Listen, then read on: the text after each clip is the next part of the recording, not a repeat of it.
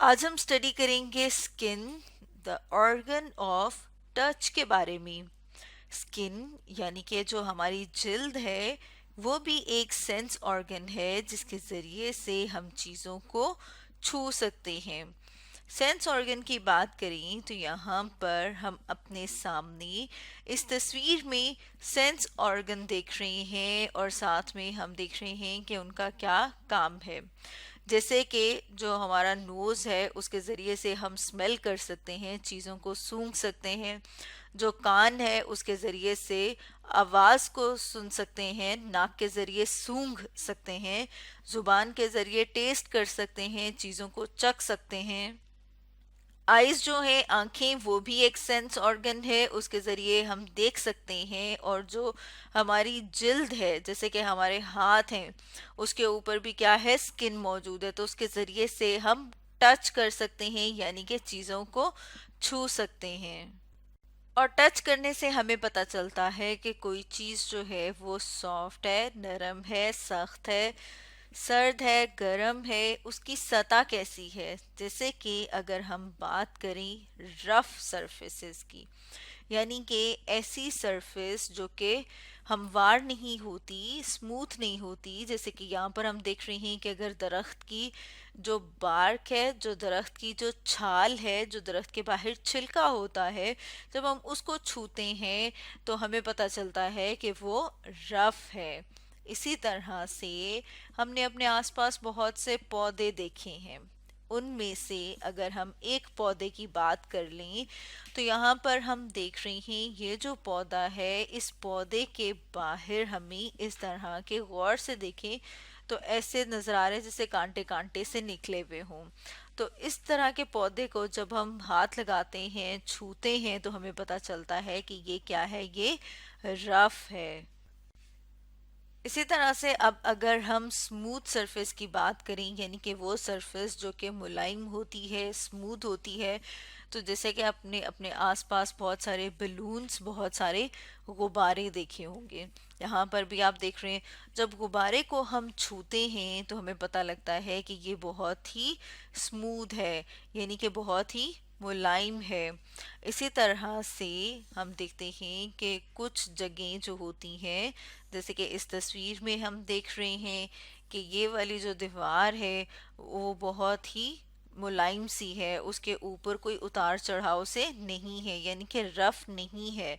इसी तरह से हम अपने सामने एक और तस्वीर ले आए हैं और इस तस्वीर में हम देख रहे हैं कि हमारा जो ये वाला हिस्सा है, जिसे अभी हम एक और हल्के रंग से जाहिर कर रहे हैं, ये जो है ये स्मूथ है, यानी कि ये जो है ये मुलायम है। और ये वाला जो हिस्सा है ये क्या है, ये रफ है।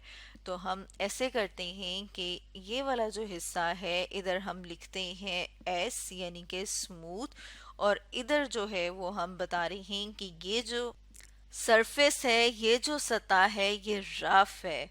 और हमें पता लग रहा है कि रफ है, जब हम इसको छुएंगे तो हमें महसूस हो जाएगा।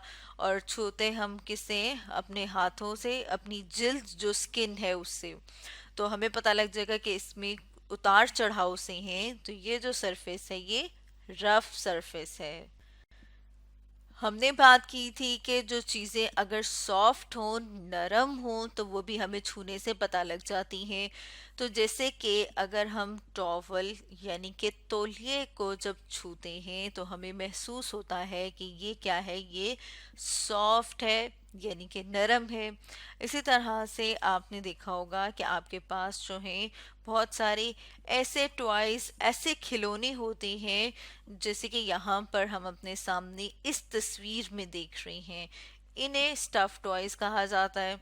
इसमें हम देख रहे हैं कि ये भी बहुत ही नरम कपड़े से बना है और इसके अंदर जो फिलिंग हुई हुई है वो भी रुई की हुई हुई है, जो कि बहुत ही सॉफ्ट, यानी कि बहुत ही नरम होती है। यानी कि चीज़ों को छूने से हमें ये पता लगता है कि वो सॉफ्ट हैं या फिर हार्ड हैं, यानी कि सख्त हैं। जैसे कि अगर हम इस दीवार को देखें, जैसे कि ब्रिक वॉल, या फिर हम कह सकते हैं कि ये ईंटों की बनी हुई दीवार है। जब हम इसको ज़रा ज़ोर से दबाने की कोशिश करते हैं, प्रेस करने की कोशिश करते हैं, तो हमें पता लगता है कि ये बहुत ही सख्त है। जबकि जब हम तौलियों को पकड़ते हैं, उसको दबाने की कोशिश करते हैं, तो हमें पता लगता है कि वो बहुत ही सॉफ्ट, बहुत ही नरम है। इसी तरह से अगर हम हथौड़े की बात करें, जैसे यहाँ पर इस तस्वीर में हम देख रहे हैं जिसे कि हैमर कहा जाता है, तो हम देख रहे हैं कि इसका जो ये वाला सिरा है, वैसे भी हम देखते हैं कि पूरा का पूरा क्या है, बहुत हार्ड होता है, बहुत ही सख्त होता है। तो ये भी हमें कैसे पता लगता है, जब हम इन चीज़ों को टच करते हैं, यानी जब हम इन चीज़ों को छूते हैं।